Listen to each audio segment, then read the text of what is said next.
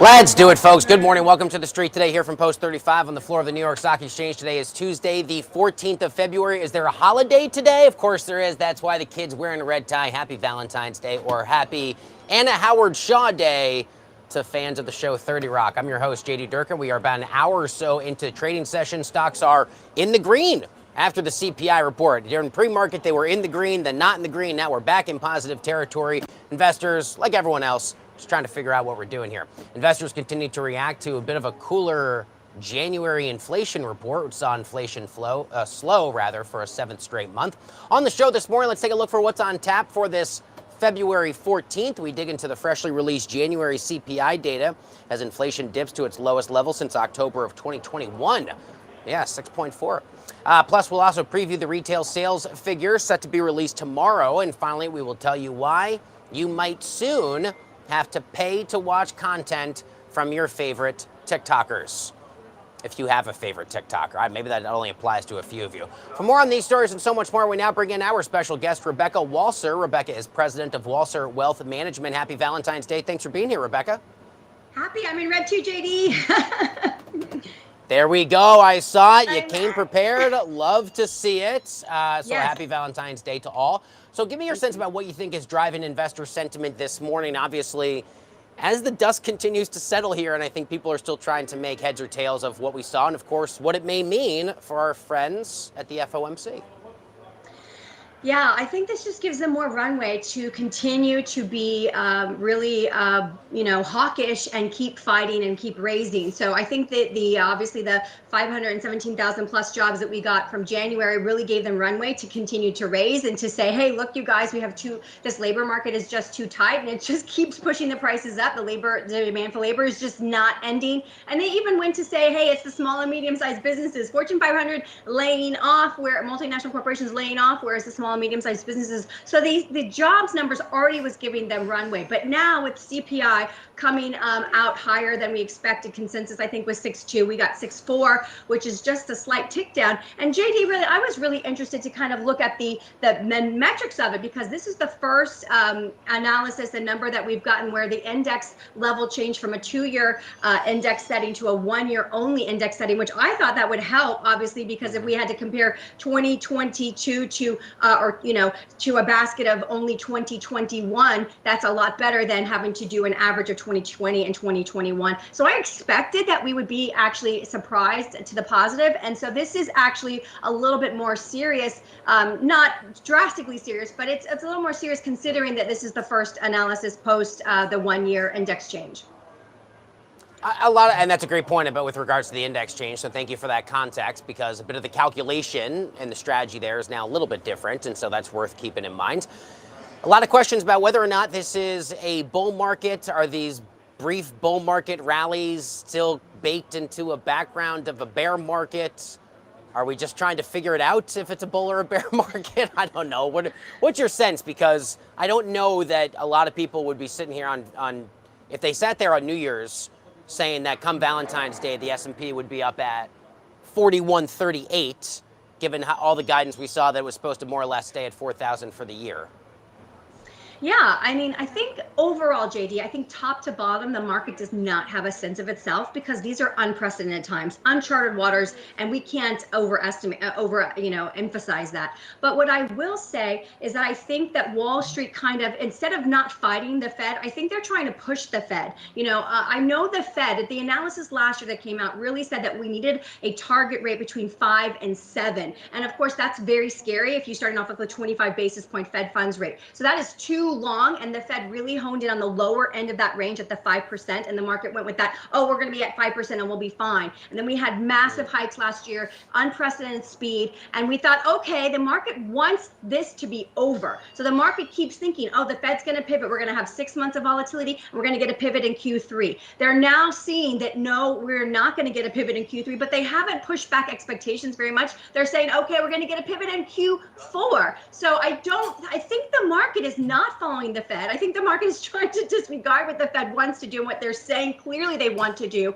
And they're trying to push the Fed into a pivot faster than the Fed is going to be. And I just think, JD, for your viewers, they need to understand the analysis really does show the 5 to 7, which is why you had Diamond coming out last week and saying, hey, the Fed could really move to 6. And if the Fed moves to 6, if that comes to bear out, we only have 2 more rate hikes baked in right now by the market, just March and just May, and it only gets us to like 5.2. It's not where we would need to be. So the market needs to brace for potential longer and slower maybe market rate increases. Okay, so you're not in the camp of rate cuts at some point. It really kind of boggled my mind with how many people were aggressively holding on to this idea of a rate cut this year. And I feel as if I really try and listen to the man speak when he speaks as diligently as anyone else. But I do wonder if I fully admit there may be things that I miss. So I wonder if it doesn't sound like you're in the camp of a rate cut for 2023, but maybe I'm misreading. Well, I think that if we would have these continuing factors and there would be nothing else going on in the world, there would be a possibility potentially of a pivot. I would say Q4. I wouldn't put anything before Q4, but I unfortunately expect way too many disruptions this year for so many reasons, JD. So I just don't see. I think that the market's going to, if the market expects pivot, then the market is going to get disappointed this year, I believe. So don't fight the Fed, as you've said. Do you have a sense that investors have maybe started to come a little bit closer? Maybe it's not a full-on fight the Fed. I feel like this is the Notre Dame Irish guy logo, right? It's like this. He fights like this. It's not really fight the Fed right now. Maybe it's more of like a casual like slap box. Like we're just kind of we're loosely jostling at this point. But I do feel like we're starting to come closer together. Maybe Yeah, you for see it sure. differently. I mean, with Diamond coming out and with the market starting to just get prepared for, oh, this really is going to be, I mean, these numbers today, the CPI not being as low as we expected, even with the sort of a little bit of the help from the change of the formula, it's just indicative, and Powell will use that. Trust me, he will use that to continue to tell the market why we must continue the course. And he's really in a rock and a hard place. We just had so much stimulus from Corona that we just continue to feel the effects of that. And then we do have a tight labor market. I know as an employer, this is one of the worst 18-month periods of employment ever in finding really good talented hires. It's very tight out there. There's a lot of job openings, and there's a lot of people that don't want to work for whatever reason. And so it's tight. And I think Powell will use all of those factors to continue. And we will see more than 2 more hikes this year for sure, in my opinion. Okay, I do want to ask you about your labor experience, but I get in trouble when I move off topic. So I'm going to stay with the Fed, and hopefully before I let you go, I will remember to ask you about your experience if you're willing to talk about it, because I think it's really important. Oh, sure, absolutely. To the Fed's calculus, but not right now, because the box says what will the Fed do in March. So we're going to stick with that conversation. Any sort of additional signaling that you think we may not be paying close enough attention to, that you believe Chairman Powell and his colleagues at the Fed are closely looking at? Specifically, there's this one data point. It's not CPI related, it's PCE, but we always hear Powell say core PCE X housing. So you strip away your volatile elements, you really strip away shelter, you strip away housing. That metric on the services side, he says goods inflation is one thing. That's actually trending in the right direction. But it seems like we've now kind of moved from goods into services, and it's that services X housing, Rebecca, that really seems to be giving him a lot of headaches. And I wonder if there's something, either that or something else you think we should be more closely paying attention to than maybe we cover casually in headline business news. So this is what I'm talking about when I say Fed. Powell is really between a rock and a hard place, because he keeps harping on employment numbers and obviously PCE, personal consumption, all of these things that matter in a 70% consumption-based economy. But one thing that he doesn't focus on and he doesn't really bring up that is a huge geopolitical concern to me, and certainly a macroeconomic concern globally, is this BRICS nation situation happening, where obviously after Russia got kicked out of SWIFT, we saw this consolidation. The BRICS has been going on for 20 plus years, but now we really have this movement to multipolarity and really developing another viable alternative reserve currency outside of the US dollar. And I think when Saudi Arabia announced in Davos in January that they were capable and willing, open to settling crude outside of US dollar for the first time since 1974. I mean, that's our black gold. That's our petrodollar built, holding that strength. Anything like that happens, JD, we are in a totally different world, a world that we haven't understood and known, certainly since 1974, going all the way back to 1944, Bretton Woods. And I am looking at the macro and geopolitical factors, obviously all the other things that are going on in the world. And he can't talk about that because that's not something he can show that he's really concerned about, but it absolutely is a huge concern for him. I know it is. Rebecca, you could build a killer drinking game off of the phrase soft landing if you watch too much business news. It would really be a lot of fun for you and your friends. That said, let me add one to those of our viewers at home playing that drinking game. I don't know who's off work today and they want to have some fun on Valentine's Day. Is the path to a soft landing narrowing, or is it getting more likely, you suspect? Well, if we were just to continue and there were nothing else to happen in the world in 2023, I think that he's done a good job. And I think that he's, navigated these really uncharted waters very successfully thus far. Unfortunately, I think that this year is going to be quite a big year of a lot of other events, and that will have a direct and solid impact on the economy, and that will really have to impact Powell's plan. So he's done a great job. I would give him a B plus so far for what he's done with the circumstances he's had. But this is not going to be a Fed solvable problem this year. We are looking at a lot of things happening, and unfortunately, the market fallout will be a lot. I expect. I don't see a soft landing because I see so many other factors that are complicating it. You say a B plus. If you don't mind me asking you, Professor, why not an A? Well, I think that he didn't prepare. Well, first of all, obviously 2021 being transitory and just going with what Yellen was saying and sort of that was just wrong on its face. And had we started in 2021, we could have been less aggressive last year than he was. So that automatically is the A is gone. And that's it. I mean, I would say, I also think that setting expectations when we get analysis that says it should be 5 to 7 and everyone's 6 to 5 and talks about 5 because it was such a big raise from where we were to 5. That doesn't really also help now that we are still seeing that it's going to be a longer game and the market wants to say, but no, we thought we were going to get a pivot right away. So I would say those are the reasons. Yeah, no, that very well said. I had a sneaking suspicion as soon as I asked that question. I said the answer will involve the word transitory because that is the criticism, and I think that's a fair one given the rhetoric that was used before we got to the cycle. You could, the cycle is what itself in terms of tightening. But, people are like, all right, come on. Now, for how long are you going to stick with the transitory line, Mr. Powell? And he's certainly not alone. It's his colleagues there as well. That point's well taken. All right, you want to talk retail sales? It's a big week for it. Let's do that. Retail sales due out tomorrow. Why is the figure so closely watched, and what will you be following?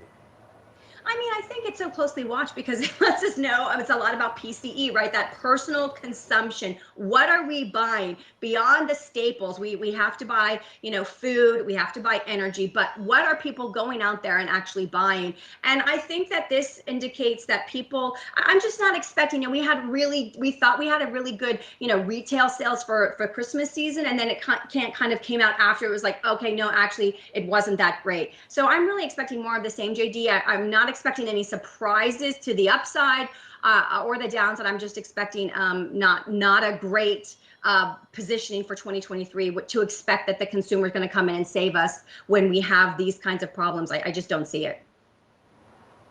And then similarly, since you just spoke so well on retail sales, how closely you'll be following retail earnings, which come on, of course, at the tail end of. It's easy to forget on a week like this we still have earnings, but there's lots of big ones this week, and we will have retail soon.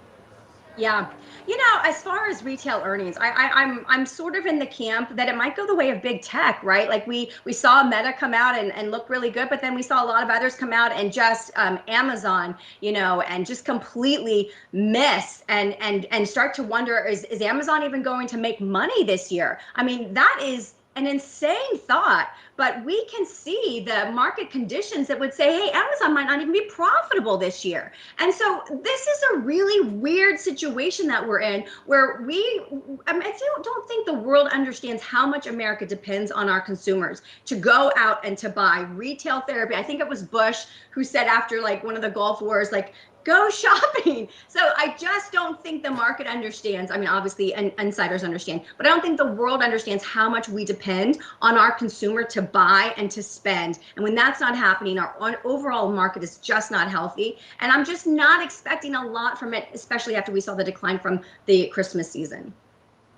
Yeah, absolutely. Although it's interesting, there are certain sectors where people do continue to spend. At least the storyline had been travel. I don't know if you've been traveling for quite some bit, but clearly there Absolutely. are some things where perhaps in terms of discretionaries, consumers are pulling back. At least they see the headlines. They see the Yeah. warnings from the business CEOs of the world saying now's a good time to kind of tighten the belt, but Yeah. not at the expense of their dream revenge travel trip to Italy or Switzerland or whatever it is that they want to go in the world, because Right.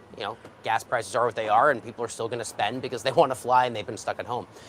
Okay, let's continue the conversation with earnings here. Huge slate of companies reporting this week.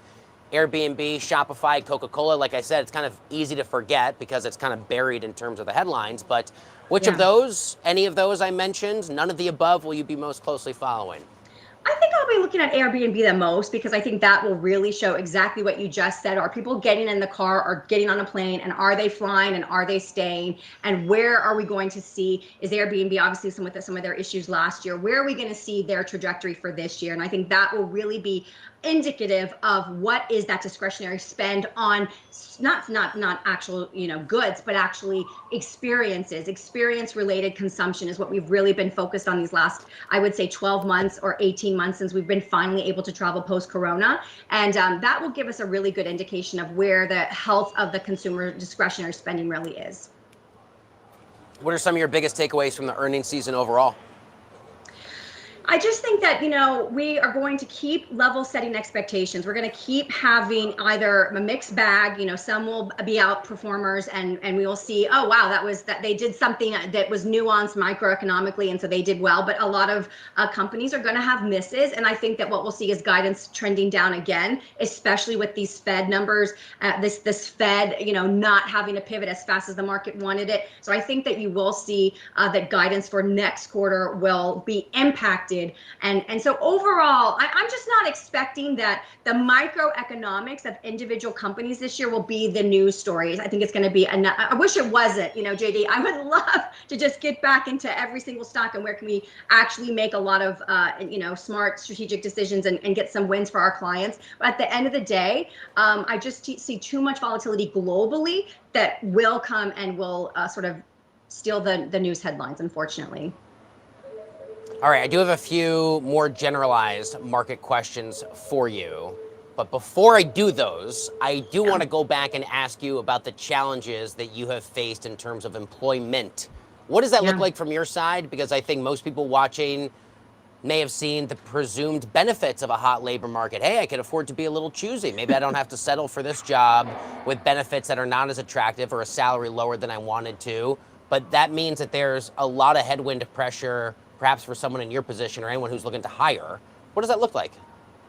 Yeah, so I would say our normal, hiring process forever has been, hey, we have a job opening in this department. Let's do a requisition request and send out an actual, either some kind of public, publication of that job posting would get us the talent that we need. That ended after 2020. We hired our first recruiter to actually source higher level talent. And that wasn't enough. We had to hire a second recruiter. And that is still not enough. I'm now having to get part of my actual employees just working on this to source and find talent. I don't know exactly what has happened, but the labor pool is so tight. I don't know where people have gone, where if they just not are working. We had obviously the great exodus of in 2020 and 2021. We had so many people leave their jobs, and it's just like, where do these people go? Because if I have to have two recruiters and a group of my employees working on this just to source talent, we have never had anything even close to that. Like I said, we've always been able to handle it internally, and that's just not the case anymore. And we still have not been able to procure people. And this has now been 18 months. I mean, we've had hires. I'm not saying we haven't had hires, JD, but I'm just saying it has never been like this ever. We frequently ask, where are the workers? Like, where did you all go? No one truly knows. So just one more on this. So if you're comfortable answering, do you right now have unfilled jobs? Absolutely. Absolutely. Yes. Very frustratingly Wow. so. Yeah. And I'm sure that's a position that you and other colleagues of yours in a similar position find themselves in as Absolutely. well. You've Yeah. got unfilled jobs, and that is part of the data as we know, the JOLTS data specifically that the Fed is looking at. So we've got these 11 million some odd jobs, folks. Where are you? Yes. It's a great time to find work. So thank you for Come being back to work.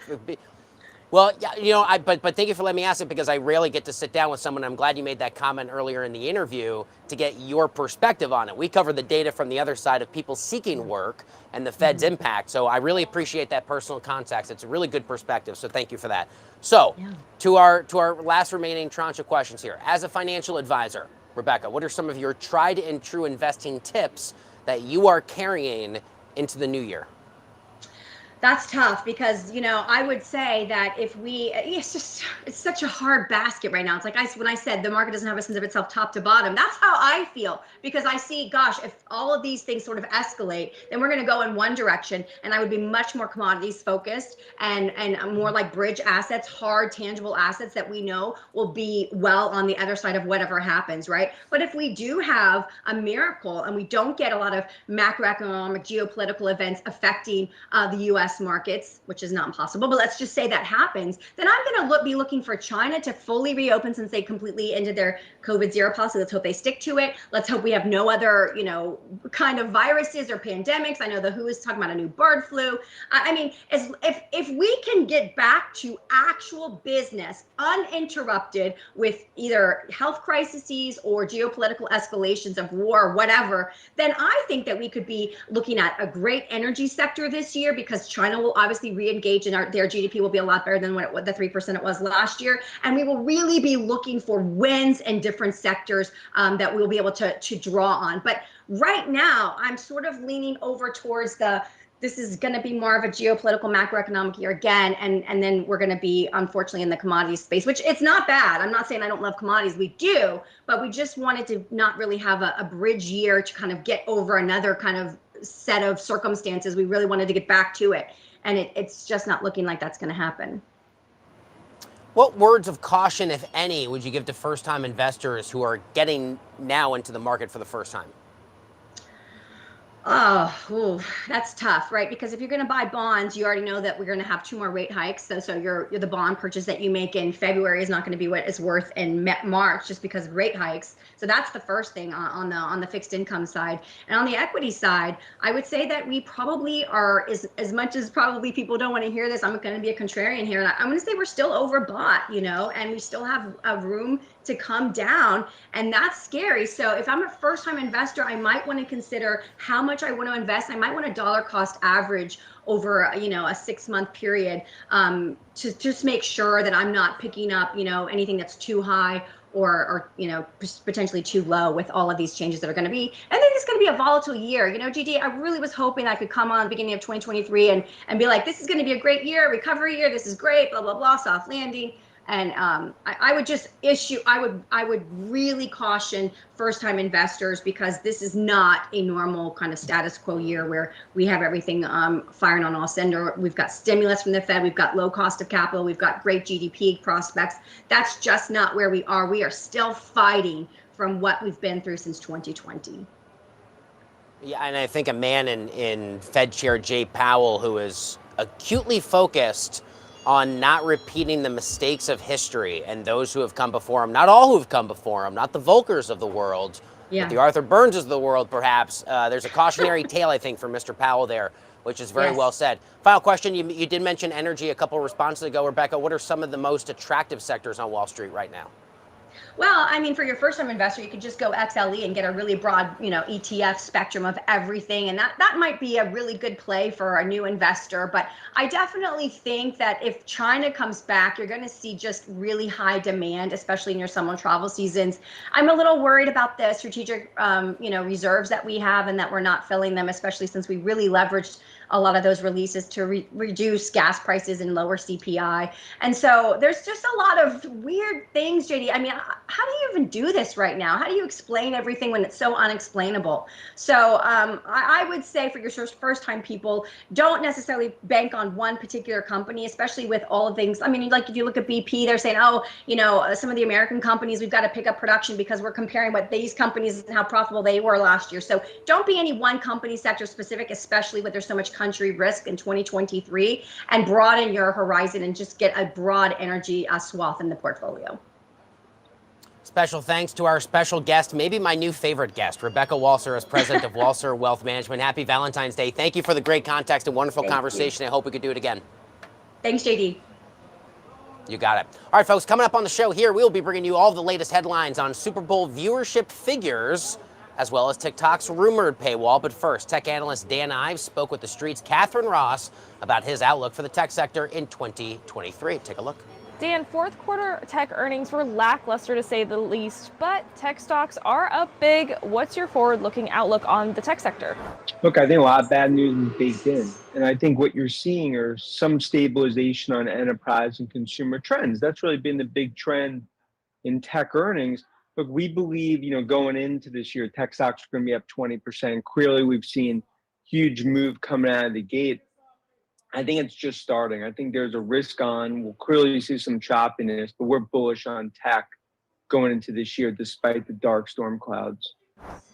Well, do you think that this makes it a buying opportunity then? Look, I think it's high quality tech you really need to look at. Names like Apple, Microsoft, Salesforce, cybersecurity names like Palo Alto. I think profitless tech will continue to sort of sell off.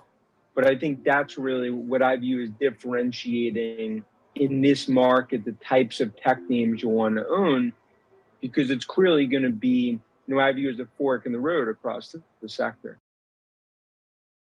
Special thanks there to the great Dan Ives and the truly great, my colleague, Catherine Ross. Okay, let's now get you caught up on a few of the biggest stories that we are following for you at TheStreet today, and we kick things off with a look at the big game viewership numbers. I'm talking about the Super Bowl, though sometimes you notice in commercials they can't get away with saying the Super Bowl, so they say the big game, but we can call it whatever we want here. All right, Sunday's big face-off between the Kansas City Chiefs and the Philadelphia am I pronouncing that correct? The Eagles? Yes, the Eagles. Drew in 113 million viewers, making it the third most watched Super Bowl in history, according to preliminary estimates. Right ahead of Sunday's game is the 2015 matchup between the Pats and the Seahawks. Yeah, remember that interception at the goal line? That was a record 114 million viewers, followed by the 2017 game between Atlanta and New England. Remember that comeback? That was at 113 million. I think I remember every Super Bowl. But it wasn't just the actual game that brought in viewers. Rihanna's halftime show saw an average of 118 million viewers, making her legendary performance the second most watched show in history, just behind Katy Perry in 2015.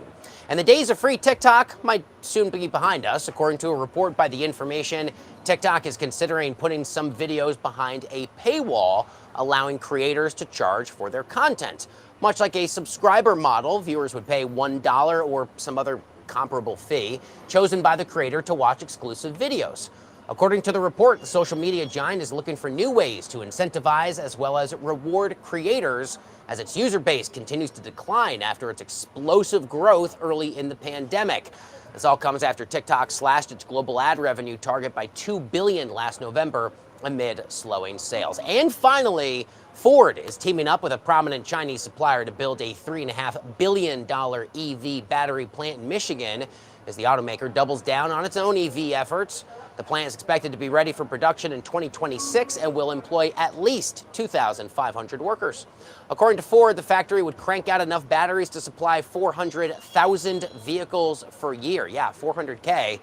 Just this morning, the automaker announced plans to cut almost 4,000 jobs in the EU over the next 3 years to adopt a leaner structure as the company shifts to EV production. And that, my friends, is going to do it for today's Valentine's Day edition of The Street Today. Thanks again to our special guest, Rebecca Walser, president of Walser Wealth Management, for joining the show. Stick with TheStreet.com for more on these and all of the major market stories that matter to you, and we will see you tomorrow.